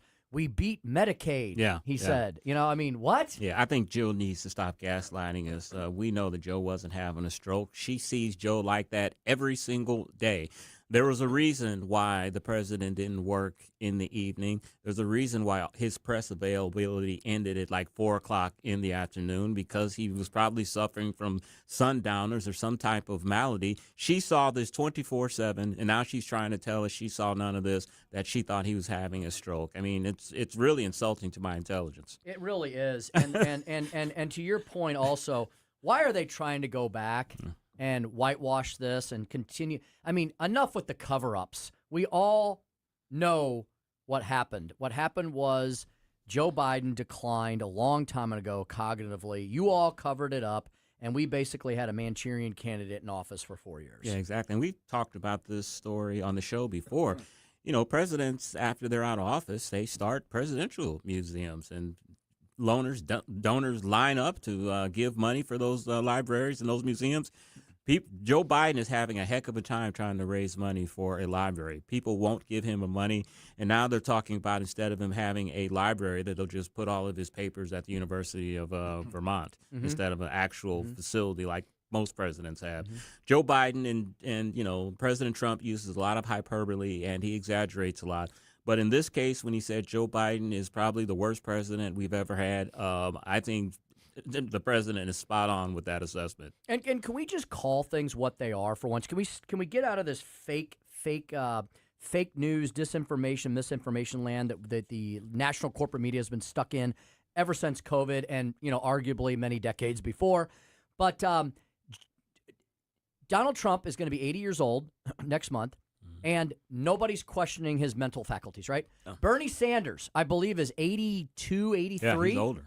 Nobody's questioning his mental faculties. We think he's a Looney Tune because of his policies, but you and I aren't sitting here on radio as conservative, common sense conservative radio hosts going, man, that Bernie Sanders, he's really slipping. Yeah. Boy, somebody needs to check him into the old folks' home. He's fine. Can we just be honest that Joe Biden was mentally and cognitively a mess? And you remember after Biden's presidency, Jake Tapper of CNN That's right. started telling the truth about all the things that we saw for the last 4 years from Joe Biden. Wrote a book about it, but during Joe Biden's presidency, he was one of his biggest defenders. Yeah, it's amazing how the lies. They were just being mean to an old man. And here's another good question. Okay, so we know where Jill Biden is, and we know what Jill Biden's doing. Have we seen Joe Biden recently? Has he made any? Like you said, usually presidents go out and they make nice speeches, or where is he on the commencement speech circuit? Why isn't he speaking at various universities and colleges? Because he can't. He can't. He cannot get through a speech. And I also think they don't want him either. No. I think that's a big part of it, too. I think everyone wants to pretend he didn't exist. Exactly. And that presidency, it was meant as a stopgap against Donald Trump having 2 terms in a row. They succeeded in doing that, but they really damaged even more everything about their party, and it's really put them in a really tough place. Republicans are going to have a tough year this year. It's a midterm, party in power, and all that. The Democrats should be walking away with this, right? And we're still talking about the fact that, well, looks like the Republicans will probably keep the Senate. And the fact that we're even thinking about them keeping the House is kind of insane, right? Because Democrats should be up 25 seats right now. And it's going to be tough, but because the Democrats have dug such a deep hole, courtesy of Joe Biden, that's where they are. Yeah, and even their base is saying they don't know what they stand for. They don't know if they want to go in the progressive direction. They don't know if they want to start coming towards the middle of the road. They don't know what direction they should be in right now, and that's showing in the polling. The Republicans are in a world of hurt right now, possibly for the midterm elections, but Democrat polling is in the 20 percentile. They're not doing all that well themselves as a party. Indeed. Dr. George Hruza is going to tell us about the Republican Party here in the state of Missouri and the accomplishments from the just concluded legislative session. We have 3 huge ballot proposals that all of you will be able to vote on this August and November. In August, we've got number 4 and 5. Number 4 is the Protect Missouri Constitution, IP reform. 5 is the tax cut overhaul. And then number 3 will be in November, the new Amendment 3 to protect life. We'll talk to George Hruza about all that, his personal accomplishments during the legislative session and more at 5:25. And at 5:45, a new denomination. A new denomination. I'll give a little bit of it away. They're talking about a $250 bill. You can only guess who might possibly be represented on that.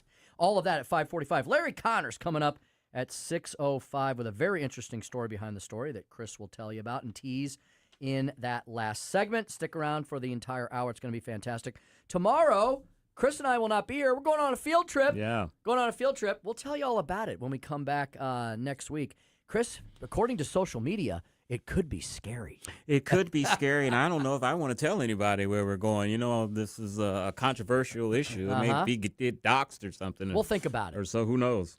We'll think about it. But Nate Lucas, the intrepid Nate Lucas, who is the communications director for Congressman Eric Burleson, he'll be filling in. He will be filling in ably indeed. We love Nate. He's a frequent flyer at News Talk STL.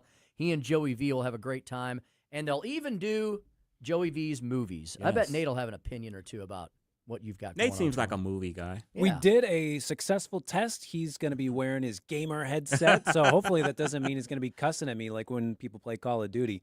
Like where they slur each other, and it's offensive. You would never want to listen to your son play video games nowadays. Where will Nate be doing the show from? I thought he'd be in studio. He's going to be undisclosed location. Okay, all right. A bunker in Washington, D.C. I assume so. What is the movie tomorrow? It's Backrooms. There's been this viral YouTube sensation of these portals where if you go into a special area of a furniture store and you end up in a whole other portal universe, we'll see if it was scary. It was billed as a horror film, so I'll talk about it Friday at 5:45. Oh, I'm going to miss that. 2 in a row I'm going to miss. I'll listen on the app. Listen to the podcast. Yes, indeed. Download our app and listen to the podcast. All right.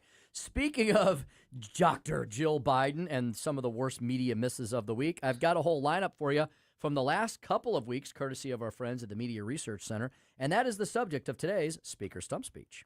Listen to me, listen to me. I'm very consistent. I'm a very stable genius. It's time for the Speaker Stump Speech, sponsored by Hanson's Tree Service at hansonstree.com. All right, I believe I got 6 of them for you, and you all decide which one of these is possibly the worst media miss of the last 2 weeks. I want to thank our friends at the Media Research Center for sending these out. We talked about this last week. Clueless Katie Tour. Is Mike Johnson putting God over the Declaration of Independence?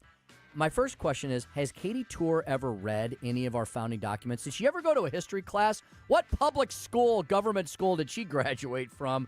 Here's what she said last week. What about this passage from Speaker of the House Mike Johnson declaring that our rights do not derive from government, they come from you, our Creator and Heavenly Father? Is this him putting God over the Declaration of Independence? Yes, because that's what's in the Declaration of Independence. Katie Tour, host of MS Now's Katie Tour Reports, actually said that live on television. And even the CNN panel, led by Scott Jennings, were incredulous about it. Joy Behar last week said, once Trump puts his name on prescription drugs, we're all going to die. Okay? He put his name on the Trump shuttle, the Trump vodka. I don't remember that one. The Trump University, the Trump Hotel. That's actually a really cool place. It's now the Waldorf Astoria in D.C.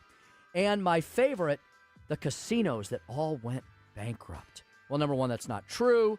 Number two, I don't know how Donald Trump's name being on your latest prescription for prednisolone or whatever you're taking these days is going to make you die, but that's the brilliance of Joy Behar on ABC's The View. Don't watch it, just come for the clips. And finally, last week, there was Jon Stewart hoping for the electorate to repudiate the putrid Trump administration. Does he know that the Trump administration will not be running for re-election? But some leftists, I think, have even convinced themselves that Donald Trump is never going to leave the White House. Here's what he said. Oh, people, close your eyes and dream. The day that the electorate in this great nation we call home repudiates this putrid administration, the day that happens, my brother, there will be, and I mean this, the day that happens, there will be a joyful noise from the bowels of this great country, that sounds kind of gross, that will make Hungary's repudiation of Viktor Orban look like an Amish Sabbath. That was Comedy Central's Jon Stewart. It's a funny quote, but it's equally ridiculous. What happened this week? Well, we have three more for your pleasure. So check out these three. Eugene Daniels said this, and this is a theme we talked about in the first hour of the show. Eugene Daniels, who's another guy I haven't heard of. He's also on MS Now, a station that I do watch CNN from time to time because they're relatively entertaining, but MS Now, they're just angry. Democrats can win by talking about kitchen table issues like services for trans kids. Not sure when that became a kitchen table issue, but here's the full quote.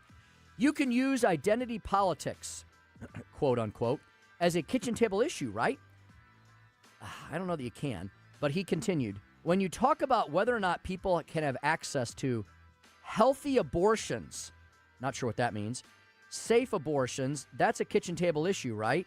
Whether or not a trans kid can get the services they need, that's a kitchen table issue for families. None of the families I know, and I hope none that you know either. Look, people who have transphobia and transphobic issues, I feel for them, but they are not emblematic of the kitchen table issues that any American family discusses. If you look at the DSM-4, the mental disorder book, it's like 0.000 whatever one of society. These are people that need help. They need counseling. Some of them may need some certain types of medications. They don't need steroids. They don't need hormones. And they don't need body parts lopped off. And this is definitely not an issue for the American kitchen table. Sunny Hostin. Seems like The View is in every single one of these. She said, I just think we need to make it clear that there can be no comparison between the Black Lives Matter movement and what we saw on January 6th. I just want to make that clear. Seems like she protests too much. This is the mostly peaceful riot quote repackaged. Here's what she said about the BLM Inc. protests. There were very limited destruction of property and violence during the uprising of the Black Lives Matter uprisings. So she's admitting there, finally, that there were problems. Okay, that's a step. That there was violence, there was destruction of property, but it's no big deal. It was mostly peaceful riots and car bombs and people's businesses getting destroyed, and it was nowhere near January 6th, the holy grail for the lunatic left. And finally, I know you're glad that this is finally coming to an end because this is painful to listen to. Bruce Springsteen got together with Stephen Colbert. Oh, boy. I guess on his last show. Bruce Springsteen, who has become so insufferable, which is such a shame because I really like his music. But I feel like his music is so far afield. Like, he sings about, like, blue-collar things and working-class Americans and pulling yourself up by your bootstraps and, you know, kind of the grittiness of America. And then he's such a woke idiot in real life. Bruce Springsteen says, I am here in support tonight for Steven, because you're the first guy in America who's lost his show because we've got a president who can't take a joke. And because Larry and David Ellison feel they need to kiss his ass to get what they want. These are small-minded people. They got no idea what the freedoms of this beautiful country are supposed to be about. Well, neither do you, Bruce. And he once again got it completely wrong.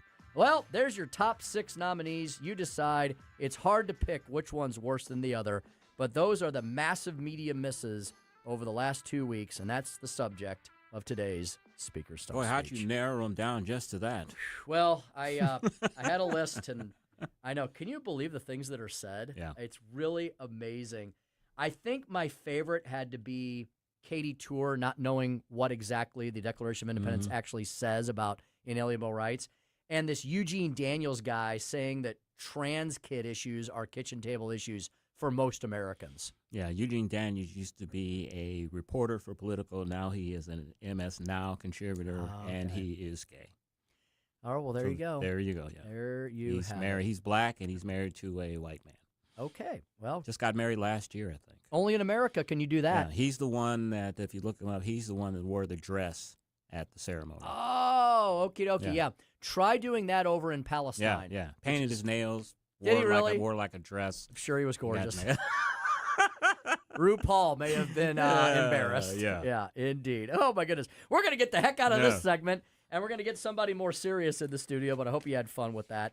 Dr. George Hruza, representative for the 89th District, he's going to talk to us about the 2026 ballot questions, the dates that those are, and about the legislative wrap-up event that you can attend next Thursday, June 4th, at the Lodge of De Pere.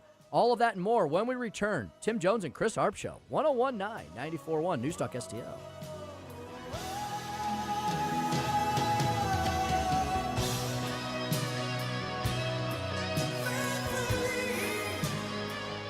Like us on Facebook at News Talk STL.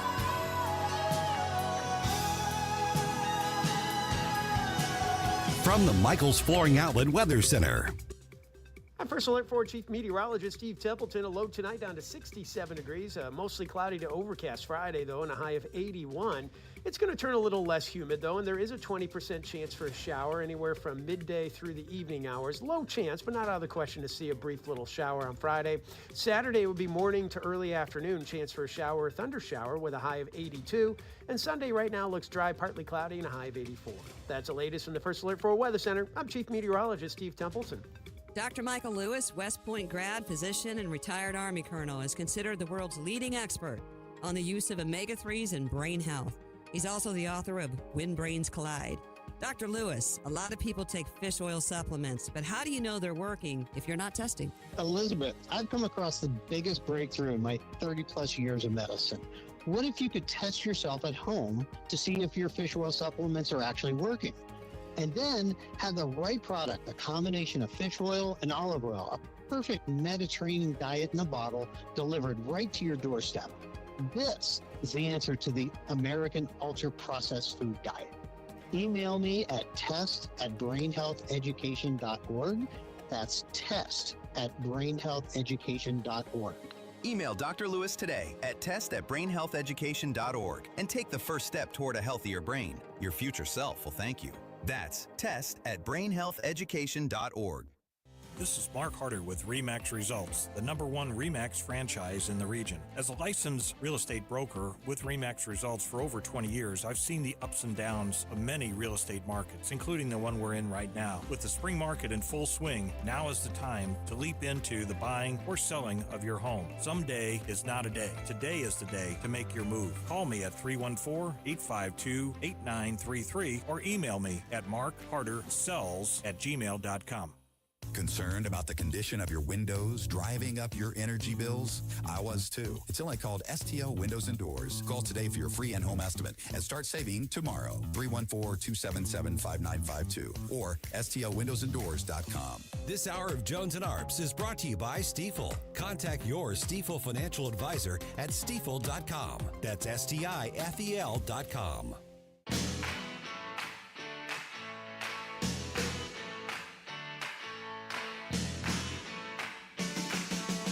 You're listening to Tim Jones and Chris Arps.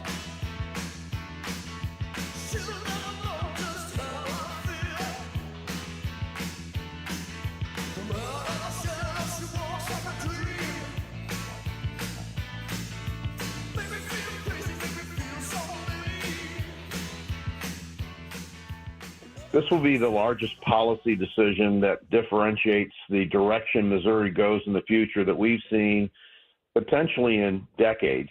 And as part of that policy decision, as you know, Missourians would vote to say we would like to keep our money that we work for in our pockets and not let the government spend it. And that would be substituted with an updating of our sales tax code.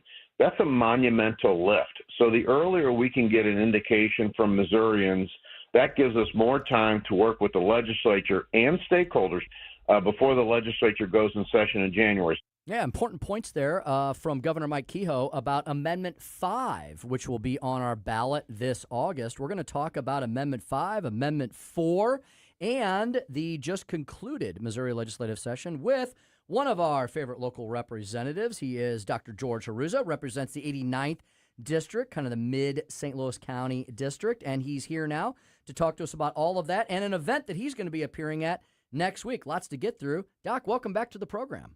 Thank you so much. Glad to be here. You had a busy legislative session.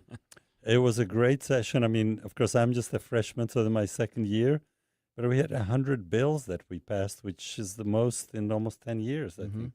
Mm-hmm. And one of the ones, let's start with what the governor was talking about there. Amendment 5 opens the door to revolutionize Missouri's income tax system and tax code. What do you think about that? I think you were a big fan of that proposal. Absolutely. I spoke in favor on the floor. I co-sponsored the legislation because this is a game changer for Missouri. Missouri's been kind of piddling along in the middle, sort of in the mid-range, while other states, especially Tennessee, I like to say they've eaten our lunch, and we should get that opportunity back. So it's huge. Last year, one of my bills eliminated the Missouri capital gains tax, which I'm already getting good feedback from people who are now able to turn over and reinvest in better and more productive uses. And so the income tax, think about the income tax coming from a communist country. Mm-hmm. And I feel that there, of course, you pretty much worked for the state. They took almost everything and they give you a little bit what they thought was worthwhile. Mm-hmm. Well, if you think about income taxes, you are not working for yourself. You're working for the government part of the time because the income tax is the government insists that you work for them part of the time. So eliminating the income tax is very good policy. It's great for growth. Great for investment, great for population growth. People move to states where there's no income tax. Good to keep kids here rather than moving out of state because the opportunities become much greater. So overall, it's eliminating it is a huge benefit. I know that there is some argument about, well, yeah, but how are you going to pay for it? Well, that's by broadening the sales tax to some services. And that is, obviously, you do have to pay taxes, but now you have more money in your pocket to choose with that money how you're going to spend it. It's a big difference. And yes, you're going to pay some tax with those services, but it's now your choice as opposed to the government taking your money and deciding what they're going to do with it. Representative Hruza, I've had people who don't follow politics as closely as we do. They are under the impression that once this vote takes place in August, that the state income tax will be automatically cut. What is the process that's going to happen if this does pass in August? Right. Well, this sets up a framework to authorize the legislature to set us on that path to zero. So if the legislature doesn't really do much to like replacement for the revenue, then all we would have is that it would basically the income tax would gradually go down if the legislature, I mean, they still have to pass a bill on that, but if they don't do anything else, they basically, as there's economic growth, the net revenue from that economic growth goes to reducing the income tax very slowly, it would take about at least 30 years. I actually calculated probably about more like 40 years to get there. So that's really not where we want to go. If we want to make a difference, we do have to speed it up. And what this does is a framework to allow us, the legislature, to lay that up, to get that revenue from that broadening of the sales tax to some services. It is not that we're going to be raising the sales tax to some crazy number, which you sometimes hear. It's really broadening it up. The examples are, for your lawn service, pool service, personal trainer, digital services, accountant services, those kinds of services. We will be exempting.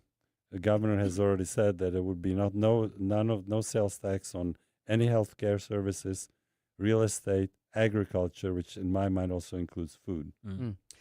And Doc, the other couple points that I wanted to talk to you about were you can also rein in spending to help the income tax rate go down faster, like you all did this year.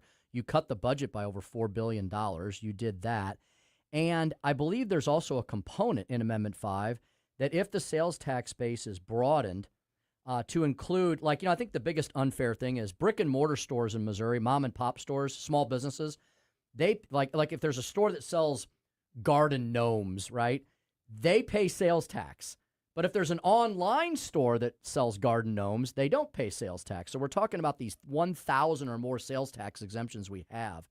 But if that sales tax base is broadened, local governments are going to be required to reduce property and personal property tax, right? Absolutely. Yeah, that's the silver lining, which a lot of people don't realize, because a lot of people really hate most the personal property tax and some also the personal property tax. And this is written so that any of these changes have to be revenue neutral, meaning any revenue you get, any extra revenue has to be done revenue neutral. So if they get increased money from this broadened sales tax, they have to apply it to personal property tax reduction, or for St. Louis City and Kansas City, earnings tax reduction or even elimination. earnings tax could go down. That's Wow. in there too. And if they don't want to do any of those, then they just have to reduce the overall sales tax rate. Oh, But okay. it's got to be revenue neutral, and that's in the HAR. This is not something for the legislature to do. This is already in there. The other piece that's in there for people who are concerned about education, it's explicitly in there that we cannot reduce education funding. Okay. Based on this. Fair enough. Chris, I think it's your turn. Yeah. Representative, one of the major pieces of legislation that you passed this year was anti-Semitic protections for high school and college students. Tell us exactly what your bill entails, and give us, I know people testify in favor of bills. Give us some examples of some horror stories that you were hearing from some folks that testified on behalf of this. Well, so the bill, I'll just tell you what the bill does. What we needed to deal with is that there have been a huge increase in anti-Semitic incidents, over 300% since the October 7th, 2023 massacre of Jews and others in Israel by Hamas. So there's been an explosion of anti-Semitism, and it's really hit K through 12 schools and then also colleges, universities. That was even more visible. And what we found is that students, when students reported those kinds of incidents, the schools had a hard time in determining if this was really anti-Semitic or was this kind of some random, just a little bit of bullying, but not really something serious. And we also had teachers sometimes guilty of that. So that's why we wanted to get into legislation some clear tools to help the schools. And that's what this IHRA definition of anti-Semitism is. It really lays out what anti-Semitism looks like, so that if you are if something happens at school, you can look at it and decide if there's a problem. But we've had students that were accosted sometimes in classroom, but also in the hallway, that the other kids would come up to them because they may have a Star of David. They say, you Jews, you're killing all these, murdering all these kids you are murdering all these kids in Israel. You deserve to die. Go back to Poland. Go back to the gas chambers. That's the kind of language that Felix. That certainly made them very uncomfortable. I imagine. And we now have, the college students. Almost half of college students will hide their Jewish identity because they are just, they feel they kind of have to look over their back. So what this bill does is it puts the tools in place, expects the universities in a non-discriminatory way to address anti-Semitism in school, and then if they do not, then there could be a potential Title VI violation, and would be reported and then looked at, and then every year now there's going to be also publicized the number of those kinds of violations, and we've included in it other discriminatory behavior. So if there's a racist incident, that's included as well. So the bill, it does not just deal with anti-Semitism, even though the definition that we put in is there, and making sure that Jewish students are in the same protected classes as other Title VI issues. And I've heard you discuss this bill, that you also put protections in here to differentiate between free speech and harassment. Talk about that. Absolutely. That's the big part of it, and that was what the big part of the debate was. We had it there to begin with, both in the IHRA definition and in the bill, and we've added it 2 more places. So now it says things like that ideologic, religious, and political speech is protected. And then we have some other place that we talk. There's several places that we've added that, and so the concept is we are not trying to regulate speech, and we couldn't anyway because that would be non-constitutional. Right. So that means that if someone is walking down the street and they are shouting out from the river to the sea, and yes, that's anti-Semitic speech. But that is not at all regulated, or we're not doing anything about that. You can be free to do that. Sure. I mean, to me, it means you're trying to kill 7 million people. Right. That is what that means. Right. So I think that's pretty bad. And to me, that's anti-Semitic speech. But that is not what the bill deals with. It deals with is when you go up to a Jew, sort of individually targeted, directed, to tell them, from the river to the sea, that means you are going to be one of those people we're going to dump into the ocean.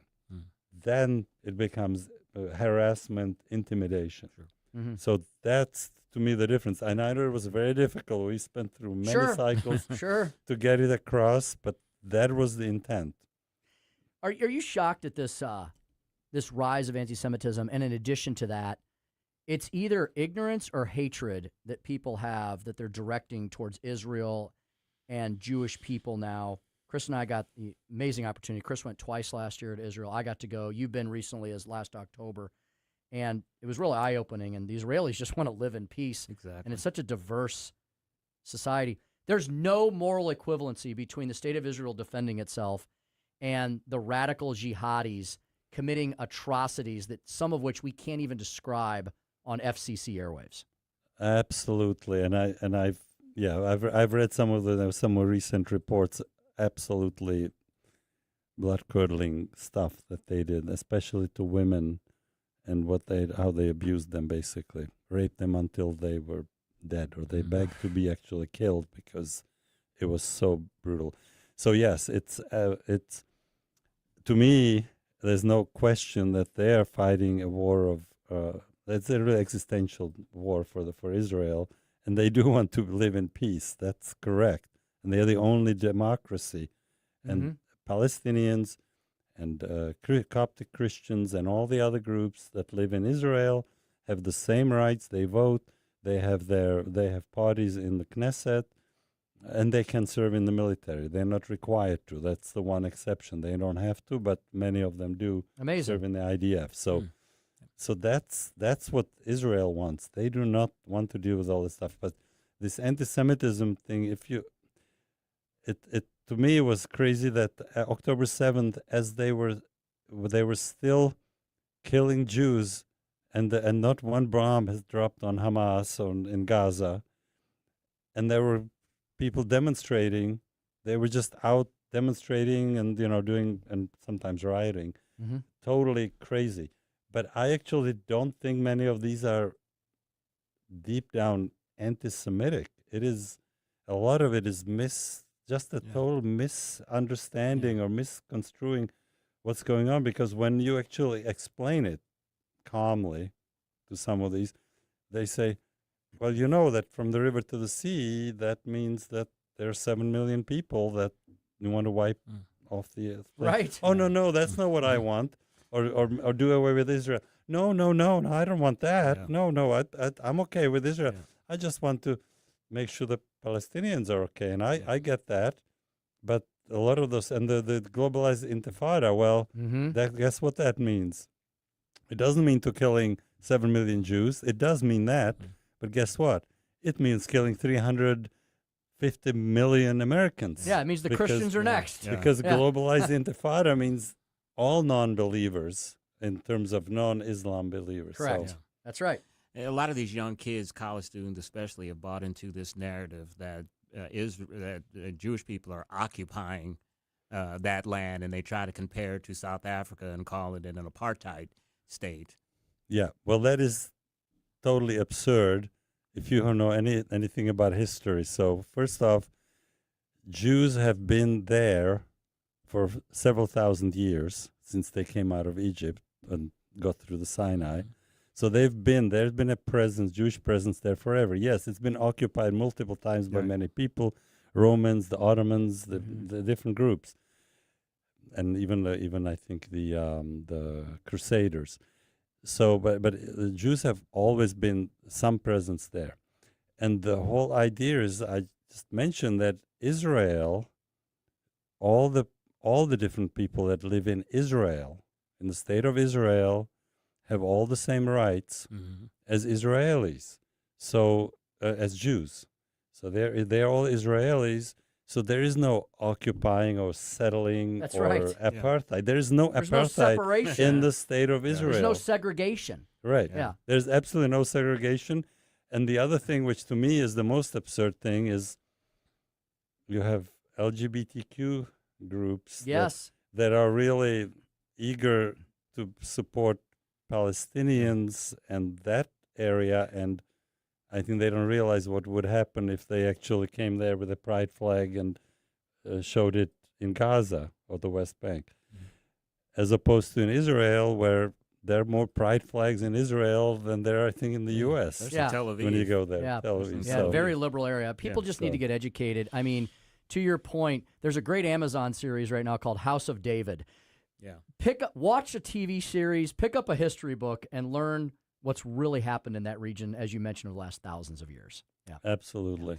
Doc, before we let you go, you are going to be on a panel next week. I believe I'm helping moderate that and herd the cats. June 4th at the Lodge of De Pere. You're going to be doing a full legislative wrap-up, I believe, with a couple of your colleagues, John Simmons and Phil Olerking. Is that right? Absolutely, yes. Yes, looking forward to June 4th. We did something like that last year, and it was very well attended and I think informative. And so I think people were happy. And I'm also running for re-election, so yes, I will put my plug in there. Website? Hruzaformissouri.com. Hruzaformissouri.com. And for those who don't know how to spell Hruza, tell them. Oh, H-R-U-Z-A. Hruza. Hruza for Missouri. Just sound it out. HruzaForMissouri.com. He's also on Facebook, Hruza for Missouri. The event next week is free. Just go to MissouriRiverGOP.org to RSVP so they know they have enough chairs set up for everybody. That is next week, next Thursday, I believe, 6:30 p.m. The event begins at the Lodge of De Pere. Put on by Marty Bennett and Niles Stevens, two local committeemen who do these events 3 or 4 times a year. Thanks, Doc, for coming in. Great. Thank you so much. Thank you, sir. Yeah, we appreciate you very much. All right, Chris and I will be back right after this. One final segment, a new denomination. Yes, Dr. Hruza will probably carry this note. He around. probably will in his little money clip. Yeah, he'll have a couple of these. All of that and more. $250 note. All of that and more. And Larry Connors, USA, coming at you next. Tim Jones and Chris Arps Show, 1019, 94.1 News Talk STL.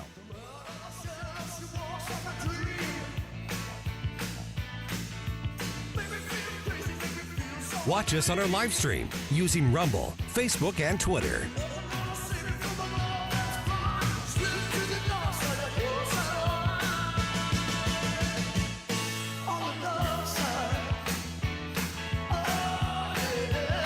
From the Michaels Flooring Outlet Weather Center. I'm First Alert 4 Chief Meteorologist Steve Templeton. A low tonight down to 67 degrees. Mostly cloudy to overcast Friday, though, and a high of 81. It's going to turn a little less humid, though, and there is a 20% chance for a shower anywhere from midday through the evening hours. Low chance, but not out of the question to see a brief little shower on Friday. Saturday will be morning to early afternoon. Chance for a shower or thunder shower with a high of 82. And Sunday right now looks dry, partly cloudy, and a high of 84. That's the latest from the First Alert 4 Weather Center. I'm Chief Meteorologist Steve Templeton. Hey everyone, it's Todd Showalter with my buddy Joey V. Be sure to join me and Joey for the Right Mind Show, where we put the fun in our dysfunctional world. Saturdays at 5, right here at 1019 94.1 News Talk STL. Hey, let me ask you, is 2026 the year you finally buy that home? If it is, Royal Banks of Missouri is the kind of place you want on your side. Their mortgage team doesn't just hand you a rate and send you on your way. They actually will walk with you through the whole process, and that matters because there's no call center, there's no out-of-town decision maker. You're dealing with local people who know this market and are working for you. Now, maybe you're already in your home and you've been thinking about making it better, maybe a backyard upgrade, a patio, maybe finally taking that family trip you've been putting off. That's where a home equity line of credit comes in. It gives you the flexibility to use the value you've already built in your home to actually enjoy your life a little more. It's simple, it's convenient, and it gives you peace of mind. Give them a call today at 314-212-1500 or visit them online at royalbanksofmo.com to get started. That's royalbanksofmo.com. Royal Banks of Missouri, investing in our communities, one client at a time. Member FDIC, equal housing lender. All this month, Renewal by Anderson is honoring those who've served and reflecting on the meaning of home. Home is where you live, feeling comfortable, protected. And at Renewal by Anderson, we believe your home should deliver that every single day. With our exclusive Fibrex material, stronger than vinyl, you get durability that lasts for years to come. Right now, during our Memorial Day savings event, save $500 on every window, $1,000 on every door, and military families, you get an additional $300 off your entire purchase. And we have flexible financing. Call by May 31st to schedule your free window and door diagnosis. Call 877-WINDOWS or visit renewalbyanderson.com. 877-WINDOWS, Renewal by Anderson. Renewal by Anderson. Superior products, exceptional service.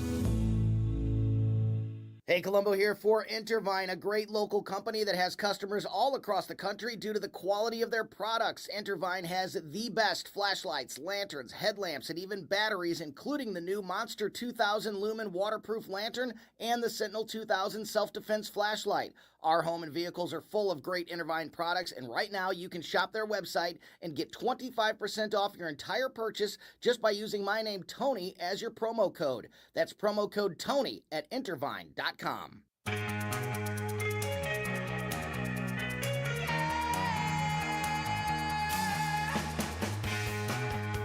You're listening to Tim Jones and Chris Arps.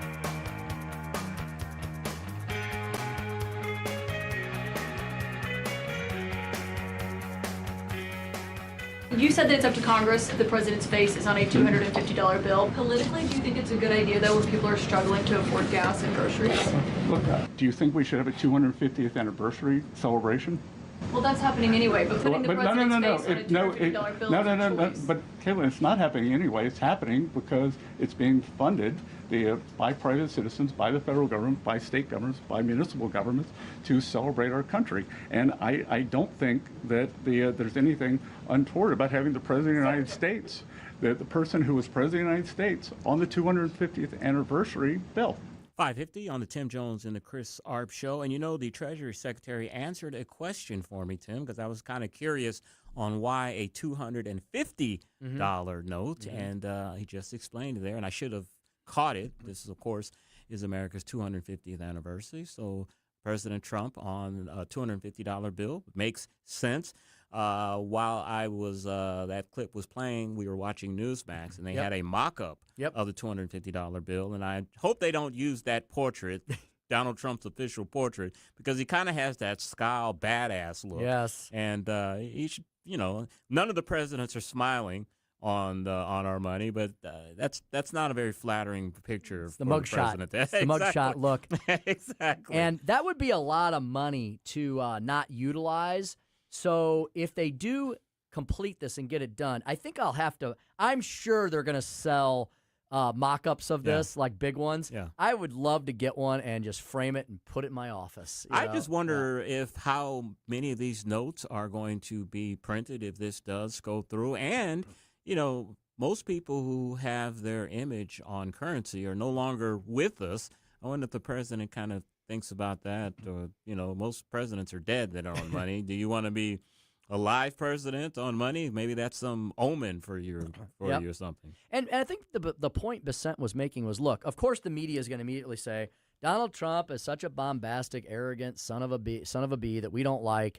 So he's doing all this stuff, but also it's reality. They hate reality. This is the 250th year.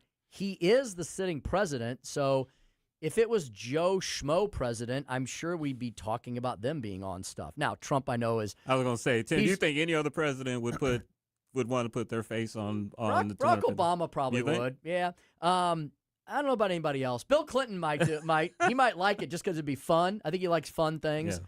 I get it though, with the Ark and all that stuff. And the gold coin. I think he wants to have his money on a coin as well. You know what he's also doing? He's I don't know if he'd be doing any of these things if he knew it didn't bother the liberals and the media. I think that's part of it. They get so if they all just ignored him, I don't think he'd do half the things he does, but he knows that he gigs them, you know? I agree. Here is a bit of good news or bad news, either way you want to look at it. Tim, a record high 56% of Americans say moral values in the U.S. are poor, according to a Gallup poll. Oh. That's up 12 points from last year. 80% say moral values are getting worse. That's 14 points higher than 25. Now, on the surface, that's terrible news because people are seeing that our country is becoming less and less moral. But on the upside, is it a good thing that we're recognizing that our country is becoming more and more immoral, and maybe we'll switch back to the values that made this country great, especially Christianity? Mm-hmm. So that's what I'm saying. It's kind of a good and bad thing. Yeah, it's like what's the first step to recovery? You have to admit you got to get over you got to get over the denial, and we're seeing this in the younger generations. I know it's not necessarily good for the vice industry, for the bourbon and whiskey and cigar industry, which I'm a big fan of from time to time in moderation. But a lot of these younger kids, they are not smoking. They are not drinking. They're not having sex. Yep, they're everything in moderation, and they're repledging themselves to their version of Christianity or Judaism. They're realizing that we need to have, and I think it's because if you flood kids with too much of something, they rebel against it. Exactly. And this is a generation that's grown up with nothing but screens in their faces, electronics, superficial things.